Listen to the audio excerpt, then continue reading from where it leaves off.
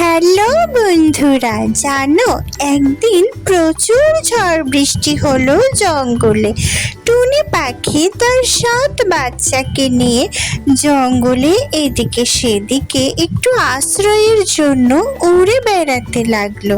বৃষ্টিতে ভিজে বাচ্চাদের ঠান্ডা লাগবে, তাই সে প্রথমে কালু কাকের কাছে আশ্রয় চাইতে গেল।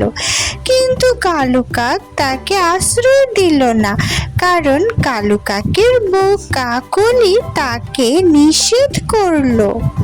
হঠাৎ কাকলি বাসার ভেতর থেকে বলল টুনি আর টুনির বাচ্চাদেরকে দূরে কোথাও আশ্রয়ের খোঁজ করতে।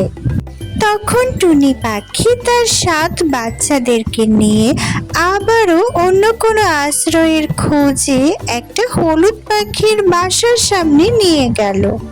হলুদ পাখি বলল তার বাসাটাও অনেক ছোট, তার বাসায়ও সে আশ্রয় দিতে পারবে না, অন্য কোথাও আশ্রয়ের সন্ধান করতে বলল।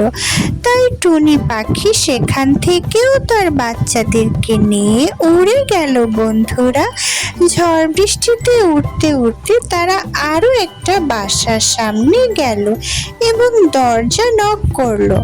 তখন মিনু মাসি সেখান থেকে বের হলো।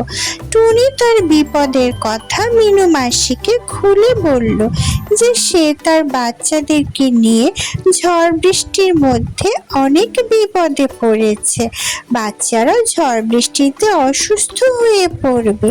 মিনু মাসির মনে ভীষণ দয়া হলো, সে বাচ্চাদেরকে দেখে খুব দুঃখ পেল।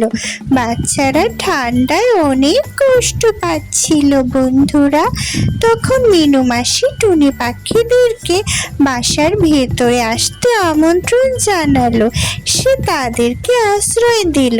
এভাবেই টুনি পাখি ও তার 7 বাচ্চা বিপদের হাত থেকে রক্ষা পেল। বন্ধুরা, মজার মজার টুনি পাখির কার্টুন দেখতে চাইলে আমাদের চ্যানেলটি সাবস্ক্রাইব করো। সাবস্ক্রাইব করতে ভুলো না যেন। টাটা।